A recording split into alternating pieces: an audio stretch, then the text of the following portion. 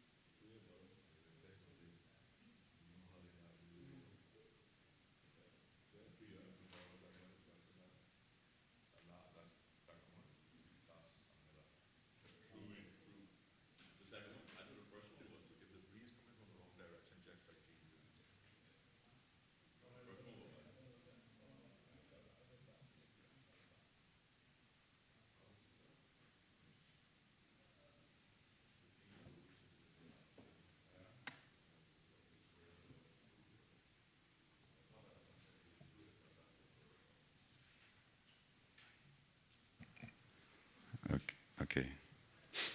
I swear by Almighty God that the evidence I shall give to this honorable legislative assembly shall be the truth, the whole truth, and nothing but the truth. So help me God.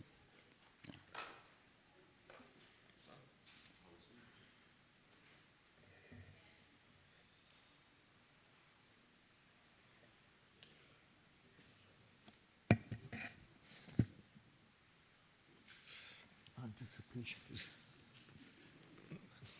I could say something else, but the mic is still on. Good morning, Mr. Walton, and thank you for coming. Good morning, and thank you for having us. We're dealing with the Maritime Authority's accounts for that ended 30th of June 2016, and the committee has a couple of questions for you. The first question, when you're answering the first question, just identify yourself by name and title for the record, so it'll be recorded in the record. Mr. Saunders. Thank you. Good morning, Mr. Chairman, and good morning to everyone. Good morning, Mr. Walton. Great seeing you, sir. Just off the bat, I know from speaking to members of the public that not many people are familiar with the Macy in terms of what it does and its operations and everything else. So I think for the listening public, I think it'll be a good idea if you can just kind of give a brief introduction to the public in terms of what the Maritime Authority does and pretty much its roles and where it fits in the bigger picture of promoting the Cayman Islands and everything else. Thanks. Thank you, Mr. Chairman. Can I? Yeah, sure. Okay, all right. Thank you for the question, and of course, it's always welcome when we have an opportunity to speak about what we actually do. Fundamentally, the authority is a regulatory body. 75% of the revenues earned are earned from the regulation of vessels that are either being built under Cayman supervision or actually registered with Cayman. 6% of the revenues are earned from the registration of those vessels, which I think for a lot of people listening, they might not be aware that that's the blend. So if you want to compare it to other registries within Cayman, like the company's registry and so on, and the bank's registry, it's a different thing in that as I said, only 6% of what we earn actually comes from the registration of vessels. Now, the second aspect I think is important for the listening public would be the nature of the maritime legislative landscape. Again, maritime, because it goes back several centuries, you could almost argue that it was probably the first global industry, and certainly it was the industry that actually facilitated globalization, because we didn't have any planes back then. Things moved by water over land with horses or donkeys or whatever. So it has a very extensive international regulatory landscape. Yes, there are some exceptions where you have US Coast Guard and US domestic waters, and sometimes in the Caribbean outside of domestic waters doing certain things. You have the EU that will also do certain things that are unique to the European Union sphere. But other than those unique situations, the regulatory landscape is set by the International Maritime Organization, which is headquartered in London. And there's 4 basic main bits of regulation which drives the work of the Maritime Authority. One is called SOLAS Convention, which is the safety of life at sea, which deals with primarily the vessel, how it's built, how it's operated, signals, etc., etc. The second significant bit of legislation has to do with the standard of training and certification of watchkeepers. People like my dad, who was a seafarer, had to be trained to a certain level. As many of us in this room had fathers or uncles or cousins that went to sea, that convention governed what the nature of the curriculum was, how they were trained, how they were certified, in order to actually run the physical plant, which is the ship. The third and most significant of the, piece of legislation, most significant piece of legislation, is what we call the MARPOL Convention, the Marine Pollution Convention, which of course governs how ships are not to discharge waste, oily water, etc. In the world's oceans. And of course things like the paint on the hulls, and more significantly ballast water. When ships sail empty, they take on ballast water in China. When they pick up the iron ore in Brazil, Porto Santos for example, they dump that water back into Brazilian domestic waters, which has organisms like, some people will argue that's how lionfish move globally. I'm not going to say that's how it did, I'm just going to say that that's what MARPOL deals with. And there's other supporting conventions like the Ballast Water Convention that supports MARPOL as well. And the fourth and most significant piece of international legislation convention is called the Maritime Labor Convention, which is actually not an IMO convention, it's an ILO convention, International Labour Organization. But basically that's what that comes around and says, okay, you set out how you're going to train seafarers, certify them, we're going to tell you how to treat them. So the work that we do is primarily governed by those 4 international conventions. Now, how do we get to do that? We are not IMO members. We're an overseas territory of the United Kingdom. And this is important to really appreciate, I think, again, for the public. We don't issue certificates of Cayman registry. We can't. We are merely 3 British ports of registry, Georgetown now, Bloody Bay, and the Creek in Cayman. Hopefully we can get some more in the future. So the UK government, HMG, we are the Secretary of State, we have an agreement with the UK that says we're going to delegate to the Cayman Islands, Isle of Man, Gibraltar, and so on, the ability to run a British supporting registry. So what we do, we act on behalf of the UK government, the administering parent organization is called the MCA, the Maritime and Coast Guard Agency of the United Kingdom, which by its name has both maritime security and also maritime safety in it. In the context of Cayman, we are purely maritime safety, and thank you for that. So primarily regulatory, 75% of our revenues come from that source. Only 6% come from registration of vessels. We operate under international framework of regulation, which we are allowed to implement on behalf of the United Kingdom government under delegated authority via a signed memorandum of understanding and initially a categorization order in 1991. Now, that deals with existing vessels. We also have a significant activity, and that's a niche market in assisting in the design and construction of yachts 30 meters or over. And Cayman speak roughly 100 feet or above. And again, there, we simply operate under a code, which is now called the Red Ensign Group Code, which the UK has submitted to the International Maritime Organization as an alternative to the full SOLAS Convention, but heavily based on SOLAS, heavily based on STCW, that allows us to ensure that these yachts, when they're being designed and constructed and operated, they operate within an international framework. Thank you very much.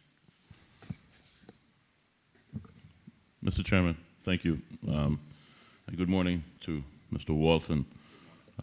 First of all, I want to apologize to the committee. I have one clogged ear, so I can't tell whether I'm being too loud or not loud enough. But hopefully we'll get through it. I just want to build on the question asked by my colleague, the member from Bottontown West. I think it's interesting, certainly for me, and I would imagine the 3 other members who are relatively brand new to this legislative arena in terms of understanding Macy's business model, and despite what I think is the positive reputation that precedes you, it's interesting to note that only 6% of your business model is actually based in ship registration. My question is, again, building on the background context so that we can properly understand the financial statements, but also that the public listening can also understand the function of the Maritime Authority.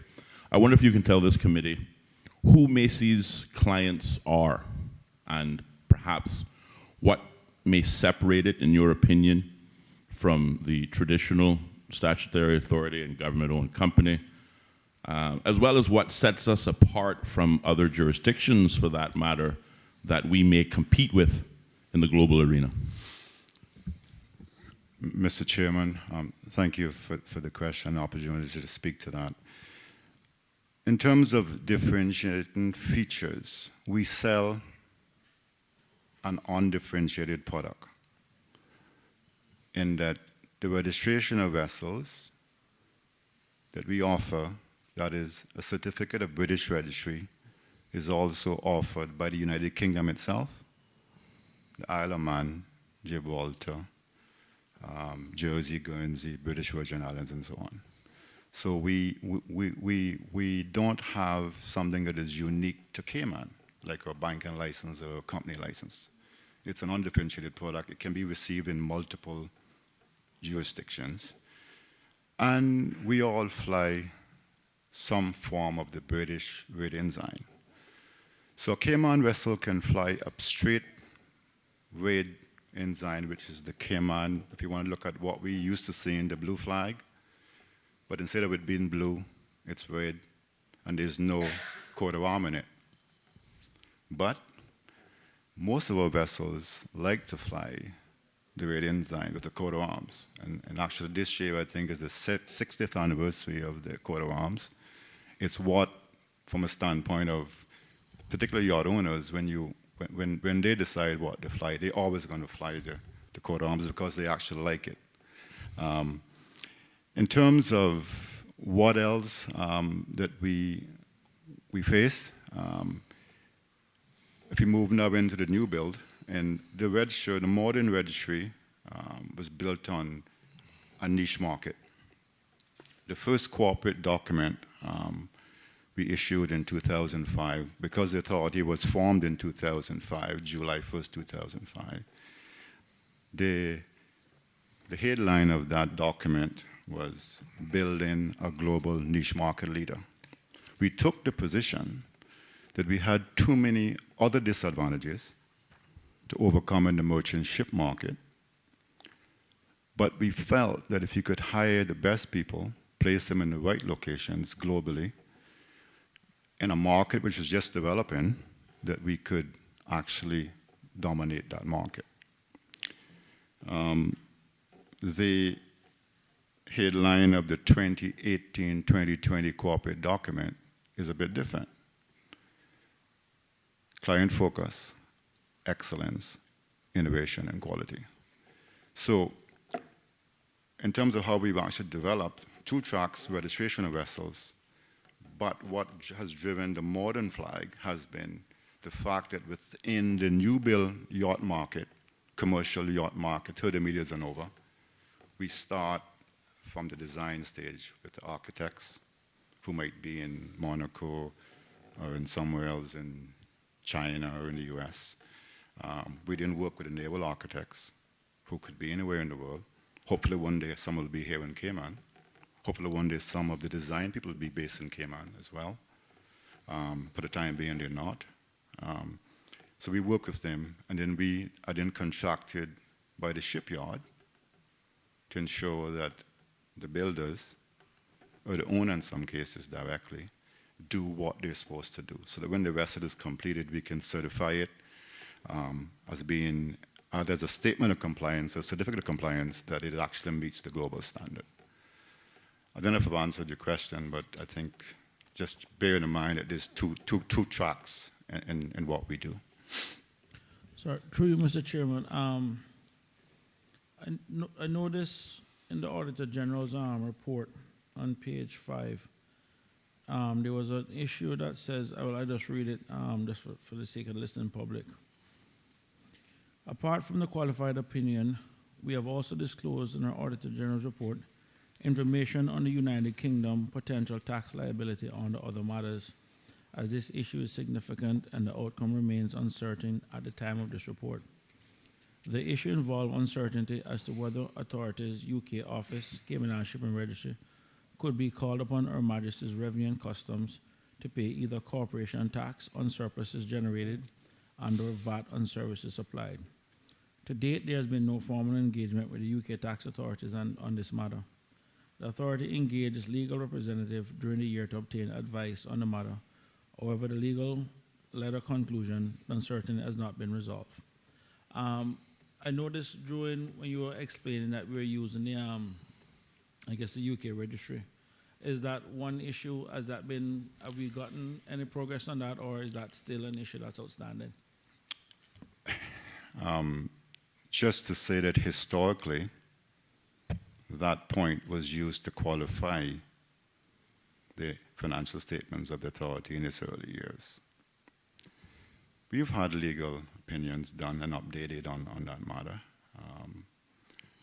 Auditors have their opinion. To put it in context, I have yet to find a country that tax regulation, okay, that applies corporation tax, the incomes that are generated from the application of international conventions. Even to the French say it is impossible. So that's where we are with it. If the government of the Cayman Islands decides to approach HMG on this issue, it can do so. Macy itself doesn't have standing in this matter. We cannot approach HMG on this. It's in the revenue department. Again, it's a matter of differences in opinion. You have the background, so you understand where I'm coming from with that. It would be nice to have that not appear in the financials, but it does because the auditors have one view. We know what we do. We are acting on behalf of the UK government. It doesn't tax its own MCA. We're simply an agent of the MCA in the context of global regulation. So there we are, sir. Mr. Chairman, The financial statements, which I'm eager to get to, and of course some of the qualifications or the qualified opinions that the Auditor General has given to Macy. But I've maintained a train of thought similar to other statutory authorities and government-owned companies, that the financial statements themselves may not necessarily tell the full story in terms of Macy's utility, broader utility to the Cayman Islands. And I wonder what other business or knock-on effects, if you will, come to the Cayman Islands as a result of the business of Macy. Moments ago you say that some of the clients that you deal with are not only the yacht owners, but the shipbuilders, the shipyards, the naval architects. Surely that business isn't just restricted to shipping registry or regulation. There must be some other knock-on benefits. I wonder if you can identify them for us. Okay, Mr. Chairman, I'm not too sure. Should I wait for you to leave? No. Okay. And you don't need to repeat through me, that's acceptable. Once you establish the protocol. It's been a while since I've been here, sir. This idea that you must say through the chair for every sentence, Okay. just as we've established the protocol, it's in place. Continue to respond there. Okay, fair enough. Thank you. Thank you for that clarification, Mr. Chairman. If you look at, and I do have some statistics available here that I could read from if the members allow me to. At the end of 2017, December 31st, 2017, we had 2,158 units registered with us, of which almost 80% are yachts. That represented 5.17 million ghost tons. Doesn't mean much, it's just basically the weight of the mass of the vessel. Supporting that figure of 2,158 units, there's another 1,100 Cayman registered companies. Because you see, most vessels are owned by some corporate entity. So the companies registered obviously register that Cayman company and collect revenues for it. In addition to that, there were some 400 plus mortgages associated with those 2,157 companies that was also registered and dealt with somewhere else. If I could just talk a bit about, so how I responded to that a bit. One of the things that I think that the flag brings to Cayman, and as a Caymanian, from a seafaring background, I was always worried about how my father was treated at sea. Okay? Because, he grew up in Cayman back at a time when they didn't know anything about anything other than what they saw on the schooners around the islands. And when I went to the Maritime Authority in 2004, I said to myself that while I pursued a quality objective from 1993, the days when we almost, because of issues related to finance, because of issues related to quality, that we had to put quality at the central core of what we do. We also had to ignore the fact that there might be some tax benefits to doing business with our flag. We had to build a business on technical competence and quality. There was a system of double-checking what we do. It's called port state control. There's a global system of port state control. So we can boast and we can say, okay, we have the best regulated industry in the world, but it doesn't stop there. Any of these 2,157 units that sail into another country's port, that country has the right to board that vessel and to check to ensure that it's in compliance with global standards. Not an IMF standard or World Bank standard or EU standard or US standard, a global standard. We have been on the white list, all of the key white list, in some cases as long as 12 years, since 2005. We whitelisted under the European System of Port State Control, which is 27 countries, also includes Canada and Russia. We are whitelisted on the Tokyo MOU, which is a border pool of countries all the way from New Zealand up to China, up to Japan, and all in the middle. We also a U.S. Coast Guard, what they call Qual Ship 21, because the U.S. doesn't run any joint approach to port state control. They do it by themselves. So it's called U.S. Coast Guard. We were under Qual Ship 21, whitelist, which they called Qual Ship 21. But in 2016-17, the 27 European countries, including Russia and Canada, said that the Cayman Islands vessels that have Cayman Islands flags, that have entered our ports over the last 3 years, because it's a 3-year rolling average, is the best regulated product in the world. And I admire your commitment to the maritime industry in Cayman, but can you explain then why we hired an Indian captain rather than a Caymanian captain to work in the Maritime Authority for so many years, when they were Caymanian captains that were interested in the position? The jobs in the Maritime Authority, and you'll remember a bit of this history. I was very much involved with it. Before I went there in 2004. And I do have some stats to share with the committee, because Mr. Miller and I go back a long way on this issue. Okay?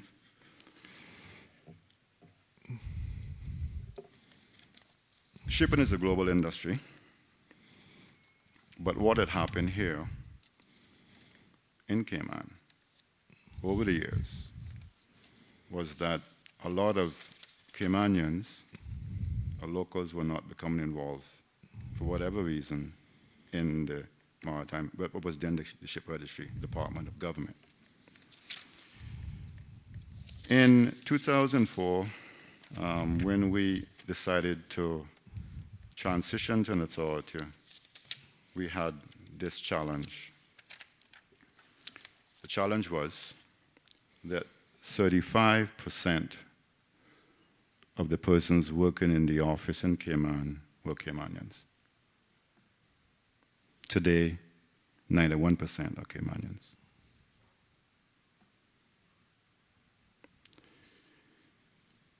In terms of a European office, which is based in Southampton, we have one Caymanian there at the moment who's been trained as a surveyor to come through the system. Globally, in terms of employee base, 63% of all the persons who work either in Cayman or in the UK are local people, are Caymanians. So I would suggest, sir, that we have come a long way from where we used to be. And I, I'm not arguing that point. Okay. I just don't want us to get too far off base here, right? Because we can get this could take the rest of the day, right? Because the other, I have nowhere to go. One other question, since you have the statistics there, how many Caymanians currently have Caymanian license for any position on ships? I can't give those figures offhand. Oh, okay. Okay. But we can certainly undertake to provide those. Yeah. Okay.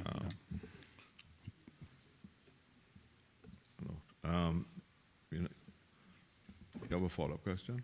I was Okay, go on. And I have one follow-up question on the UK tax matters, and I just happen to be aware of the how shall we put it, the evolution of the UK PAC and its recent excursions into UK tax regimes. And I would encourage the Maritime Authority, right, to revisit that situation and get a legal opinion, an updated legal opinion that can stand the test, because these are the same people who dragged in Google and a couple of other companies and forced them to pay millions of dollars. Not that I think we would qualify in that, right? But I think there is an increasing effort from the UK PAC to to look at companies operating in there, whether you're a branch of them or not. Yeah, advice taken. Okay. And I think- we will update the opinion again. Yes. I think you want it. No? Okay. All right. Okay, Mr. Austin. Thank you, Mr. Chairman. Turning our attention to the financial statements, June 30th, 2016, June 30th, 2015. I note from the financial statements that we have seen perhaps some break-even positions on both the revenue and expenses column. What I find troubling, and perhaps maybe I speak for the other members, is that despite some very strong revenue positions for the Maritime Authority in the region of 9.3 million in 2016 and 8.8 million in 2015. We have also seen expenses rise to the tune of approximately 97% of revenue year on year, at least looking at 2016 and 2015. So expenses are rising just as quickly as the revenues come in the door. And maybe you can explain to this committee why that is. But also, and I think this is a good thing, and I would be curious of an explanation as well, I also note that cash balances and retained earnings have also increased steadily year on year. And if I look at the cash reserves, in some cases you have a better cash reserve than core government. I wonder if you can speak to both the revenues against expenditure and also the issue of, or the matter of the cash position of Macy. Okay. Thank you. Macy was formed in July 1st, 2005. The registry was established in 1903. There's some legacy there. When the Macy was formed in 2005, there were several civil servants like myself who were transferred with the authority, for which there is a significant long-term tail of past service liability prior to 2005. So those liabilities, even though they were not incurred during Macy's time, came all over to Macy, as has the post-retirement health care for those same 13 or so people. Now, having been in business for 12 and a half years, you have to deal with some legacy debts of your parent company. That's how it was set up. That's how it is. So that's part of the reason why you see the cash balances building up, even though you're seeing book losses on the bottom. Because a lot of those losses come about because we have to recognize those liabilities as they occur. Pension in the case, for example, if you look at the most recent full-blown valuation of Macy's pension liability, which in some years have caused the bottom line to be affected by as much as $0.7 million. So you're trying to sustain a one-year hit on a $10 million revenue stream of $0.7 million, you're going to see some red. But it doesn't affect the cash. And this is why Macy, and I noticed in the Auditor General's report, that this is fully recognized by the Audit Office. They speak of Macy's healthy financial position. Of course, you have to understand that this is what's driving that. For example, the qualification that existed in the most recent financials that have been audited by the Audit Office has to do with post-retirement health care. We finally got a valuation on that, and that's now a part of the 2017 financials up at the end of December. That's another further at least $350,000 that has to be recognized in 1 year.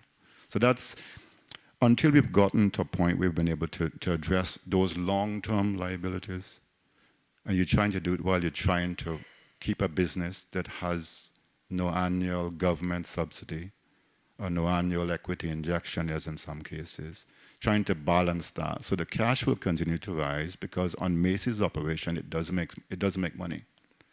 But we have some long-term outstanding liabilities that have to be recognized. They drive the book loss at the bottom end.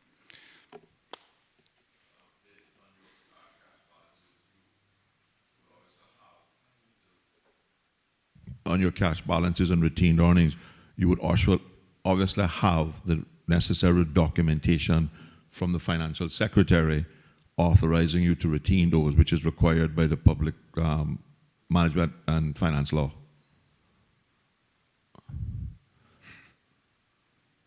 Offhand, sir, I can't say. Okay, well, I would, because we've had this problem with another authority, right?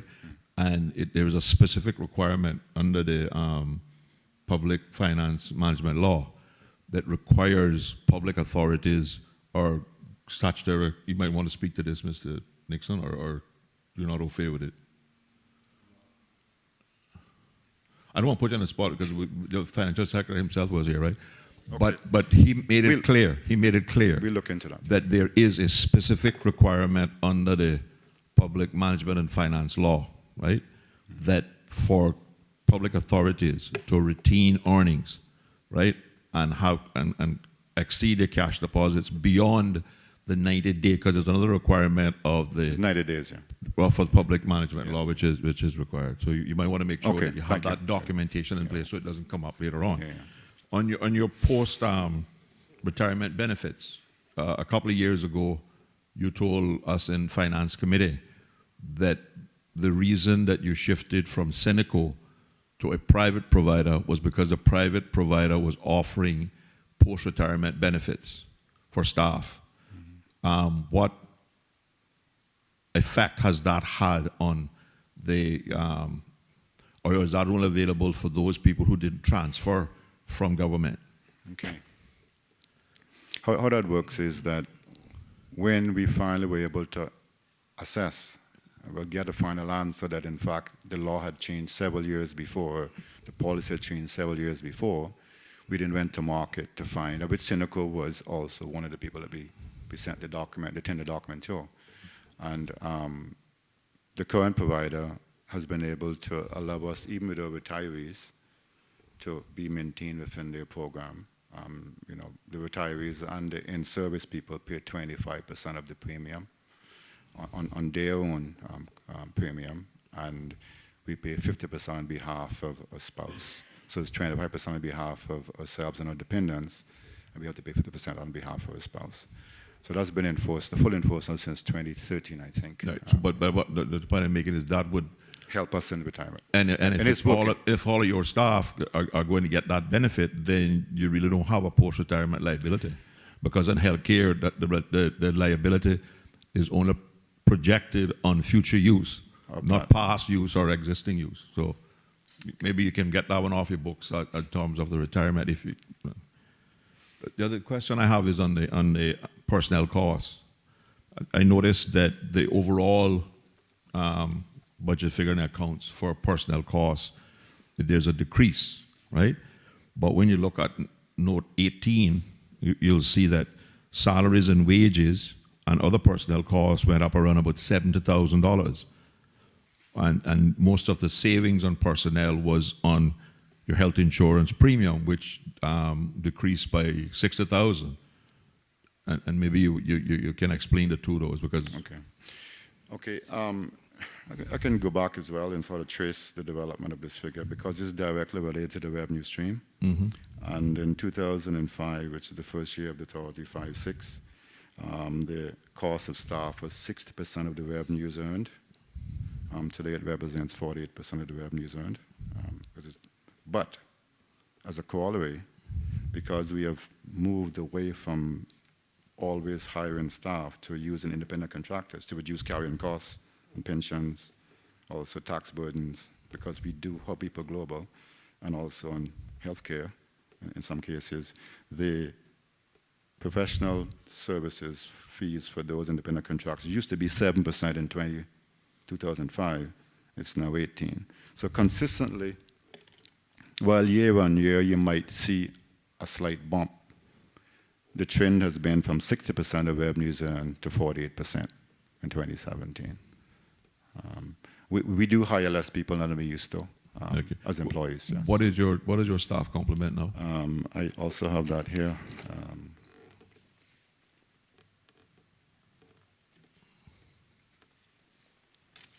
Want to get the exact number.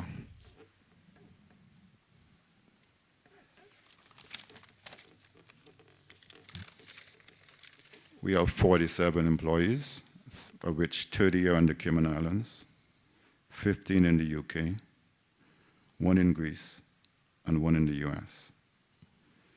We then have an additional 31 independent contractors, which are spread as follows: 7 in the UK, 4 in the Cayman Islands, 2 in Holland, 2 in Japan, 2 in Singapore, 1 in France, 1 in Greece, 1 in the Isle of Man, 1 in Italy, 1 in Jersey, 1 in Panama, 7 in the US. And we have a company that provides services in Brazil and in Shanghai/Kobe. So those 31 people are spread over those areas. Any follow-up from you? Yes, sir. Thank you, Mr. Chairman. Just to follow up again, taking a look at the figures represented in the financial statements. Travel, entertainment, and business development. We've seen an increase in travel, entertainment, and business development of approximately 17% from 30th of June 2015 to 30th of June 2016. I am willing to reconcile in my mind, given the global nature of Macy, that the travel expenses speak for themselves. It's quite obvious. You got to be in these places. And when I look at the revenues and retained earnings, perhaps the business development side is also strong as well, but I believe that it is pertinent that we ask the question as a Public Accounts Committee to perhaps explain the increases in this category, at least over the last 2 years.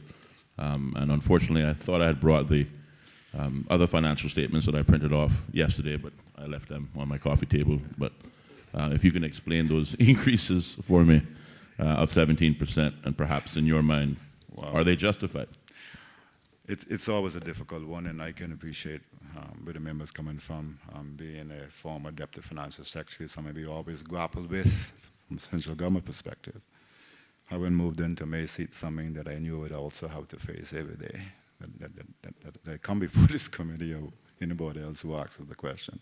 I do have some stats though, because I think it's important to look at this in the context of your revenue stream. Okay? Now, if you look at,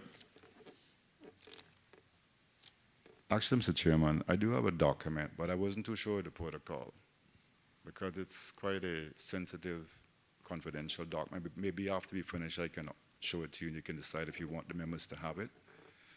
It might help, again, with some of these concerns. In 2005, which is the first the first year of Macy's business, the cost of travel, entertainment, business development represented 9% of the revenue earned from private sector sources. That figure rose to as high as 11% in 2008-9, which is post-financial collapse, and 2009-10. Since that time, it's fallen to 7% of the revenues earned from private sector sources.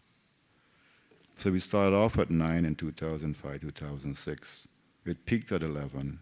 It's back down at 7 now. Now, if you look at the growth of the business side of Macy, that's 6% of the revenue, which drives the regulation.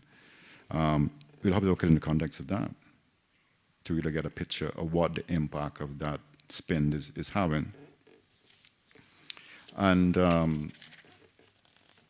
in 2005, when Macy was, well, actually, our figures that go back to 2008. At that time, Macy had, I can also take a chance on this. The business of Macy in 2005 is almost double what it is today. The other way around. What we have today at the end of 2070 is almost double what we had when Macy started. And consistently, the spend on travel, entertainment, and business development has fallen as a percentage of what we get back. While we've been able to also pay our rent in the glass house at a commercial rate, pay our work permit fees for 1 non-Caymanian and 2 from the residents, pay our parking lot and so on and so on. So we do our best to pay what we have to pay, while at the same time we also got to grow the business. Mr. Chairman. Through you, sir. Thank you very much, Mr. Walton. I think it's important, and well, for the public, there's a saying that we have in finance that be careful, we know the cost of everything and the price of nothing. One of the things that, and I think it's important for the public to recognize, because we were looking at even prior years' financial, and we noticed in some years that Macy had a loss, and they're basically still running at operational profit. And if you look on the actual balance sheet, you will see that at the end of 2016, that there were still accumulated retained earnings of just under 2.3 million.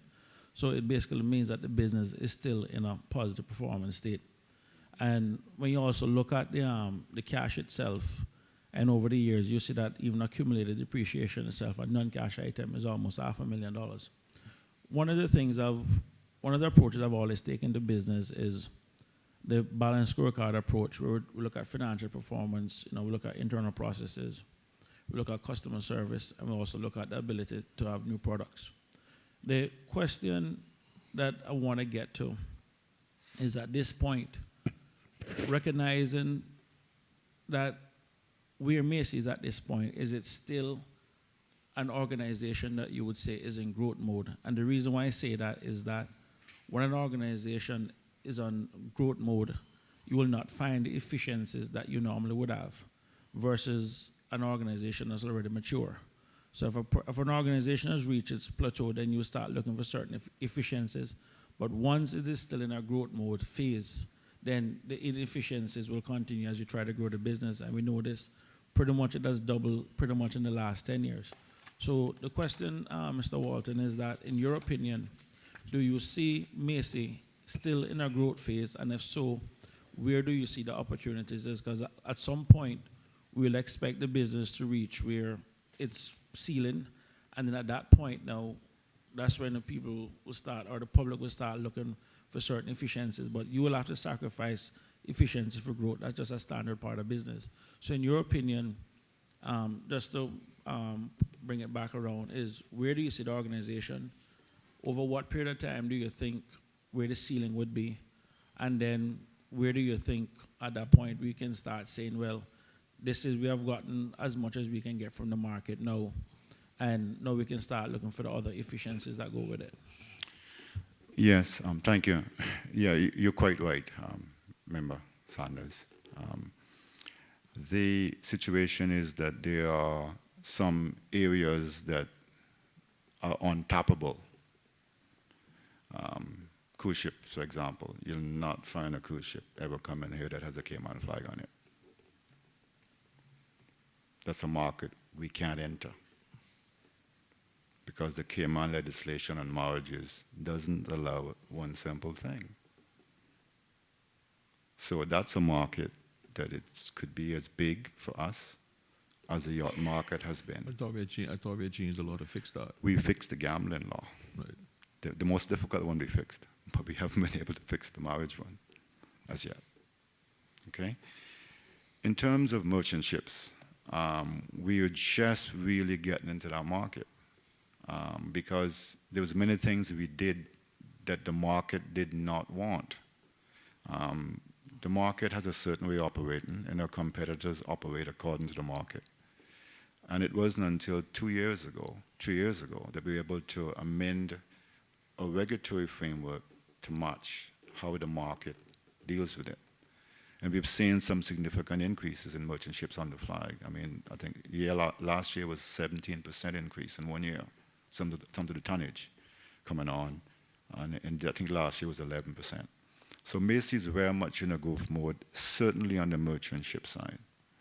On the yacht side, yacht building, yacht ownership is driven by the availability of an extra $30 million. Blow money. If you look at the stock market over the last 12 months, there's a lot of blow money around. So that market, while it has been in a state of decline since 2008, when we had 287 units under construction with Cayman, we only have 140 now. you would expect that as a result of the increased wealth and the global spread of wealth is towards Southeast Asia and China, where we're doing more and more work now. It's a completely green field for us. We're starting to see significant uptake in that market. So you will see even further growth in yachts in the future. And it'll also come from outside our traditional areas. When will we plateau as a business? It depends on what happens to global trade on merchant ships. I don't know of any other form other than 3D printing which is going to eliminate some of the movement of goods. But in terms of the movement of bulk certain materials and so on, I don't see that business, the business of actually trading, despite what we hear from the north of us, what we hear in Europe and in other parts of the world, global trade will continue to grow. There's a lot of untapped growth. I mean, even in Southeast Asia, countries like Vietnam are just coming to the fore. A lot of movement will come there. India is a long way to go. The whole continent of Africa, over 1 billion people. We see some significant uptake there in wealth generation and business. So unless we eliminate global trade, unless we as the Cayman flag mess up and drive our quality down in search of the wrong thing, we'll be fine for quite some way in the future. This business has been around since 1903. This modern regeneration of the business has been around since 2005. There's some way to go. And I can't help but feel proud at times because, as I said, I come from a situation where I lost 2 uncles at sea. I lost a very good cousin at sea because of safety issues.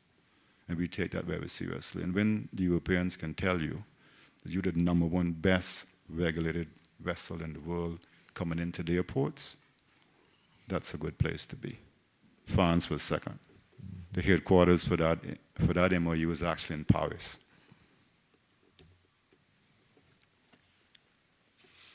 Mr. Chairman, thank you. I want to focus our attention on what the Auditor General identified as Appendix 2 and reasons for their qualified opinion relevant to internal control matters and other significant findings.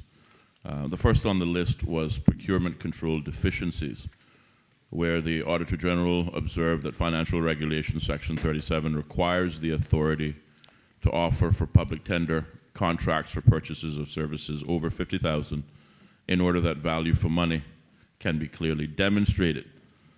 They pointed out that with regards to the hiring of the authority's professional fee contractor, practices are not currently designed to readily demonstrate value for money and therefore recommended that management should develop a procurement policy which clearly outlines good practices, provides an audit trail, and demonstrates how value for money was achieved. Management response was to fundamentally agree with this position and that Macy would develop a procurement policy as well as a specialized recruiting policy, and this would take place on or before the 1st of March 2018. Again, my questions are twofold. One, do you agree with the position and the recommendations of the Auditor General on the procurement control deficiencies? And 2, how far along are you in addressing that? Yes, agree, and we did take measures to address some aspects of that. I must say, though, that there's another side to this discussion that I would like to expand a bit on. What that gets at is the independent contractors located in some of these ports which I mentioned before: Shanghai, Singapore, Manila in some cases at that point, the US and so on, Holland and et cetera, et cetera. Now, we don't go to market and say, we want you to submit to us the cheapest price for doing this. We have a price which we set. We know what that price is. It's X number of dollars an hour in the US, X number of euros per hour in some different parts of the EU. For example, in Greece to this day, you pay less for that same professional capability than you pay in Holland. And of course, you're recruiting somebody in Manila, the wages are different again. So we have a global system of set rates that we pay for this service. As a result of audit's observation, which is quite valid, we now advertise every time a renewal comes up for position. Unless we have a problem with that particular surveyor. We go on the internet, we advertise for it. When we create new positions, as we have done recently in, well, new independent contractor offerings in Holland and in Germany, we put them up. So we do publicly make them available, but just bear in mind, you don't buy quality cheap. And this is why we don't believe that the way to deal with buying in quality people is to buy the cheapest one. Yeah, but we set the basic requirements as IMO requires a water surveyor should have in terms of qualifications and training. We advertise the rate, that's what we will pay. People then apply. Okay. But I think the problem. I just wanted to come in because, as a point of explanation, we talk about value for money. Value for money is not necessarily cheap. Value for money is about demonstrating what it is that you want, how you get it, and how much it costs. And there'll be a tender. We look for a tender evaluation model that trades those things off. What we're stating in that comment is we didn't feel there was evidence around value for money because processes weren't going through. The director has just talked about the processes are in place now, and that's great. But I just want to be really, really clear. When we talk about value for money, it is not to be mistaken for the cheapest.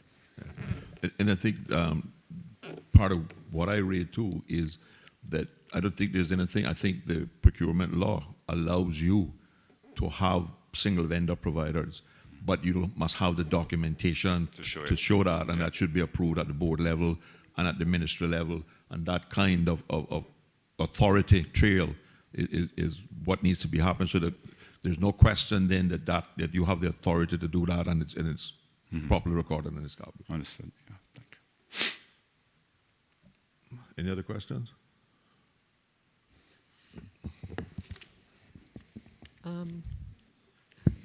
Through you, Mr. Chairman, to Mr. Walton. Under the risk management, the authority, based on the nature of his business, is exposed to a number of risks, but there is no formal risk management program in place. Currently, there are risk matters with respect to post-retirement medical plan and casualty investment fund. With regard to the post-retirement medical plan, Macy introduced its post-medical insurance plan.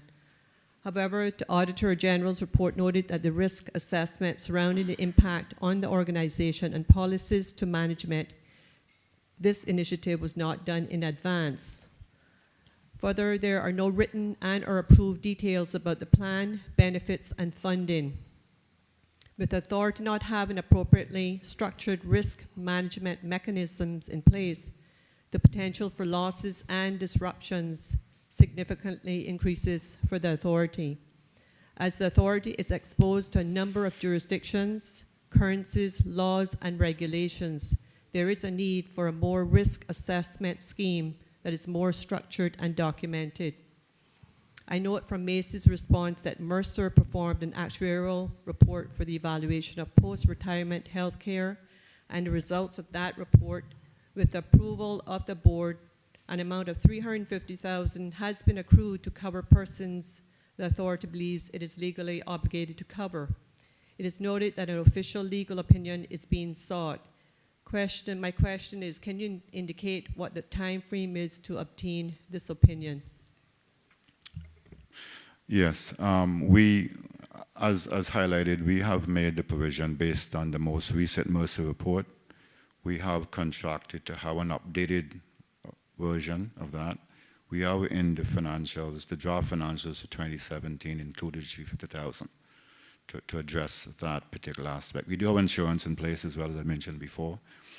In terms of the legal opinion, we have selected a company, and we're just going through the process of having that opinion done to support the provision of the $350,000. So we have accepted to date and made a provision, but we want to be absolutely sure that there's a legal grounding for it. We have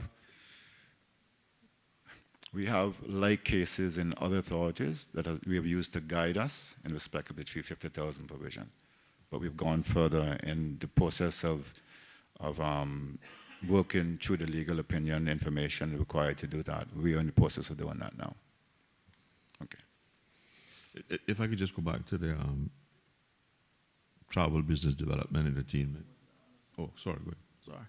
I think it's important for the public also to recognize that post-retirement and healthcare issue is something across many statutory authorities that were once government departments. So it is not something that is unique to Macy, but it also exists at the Health Service Authority and even the Port Authority also when they were government departments previously, and those benefits transferred over. So I don't want it make it look as if though this is just something that's unique to one statutory authority, but rather across the board. Yeah, I'm concerned on the note 22 to the financials and I accept your explanation for the increase in the travel, business development, entertainment. But when we look at the breakdown, official travel is up year on year, 16 over 15 by roughly 70%, and entertainment is up roughly the same amount. That we're not likely to be looking at that increase for 16, 17 again, are we? Mr. Chairman, could you help me towards Page 19. Page 19, yes. Note 22.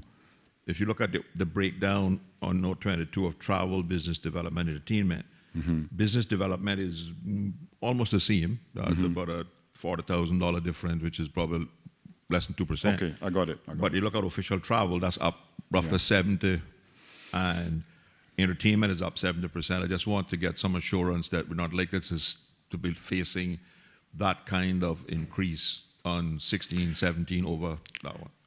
I did mention earlier that the merchant shipping side of the business has been growing quite nicely over the last couple of years. What has driven that official travel? And this covers official travel for everybody like myself, all the directors, some surveyors who travel on behalf of the business development effort and so on.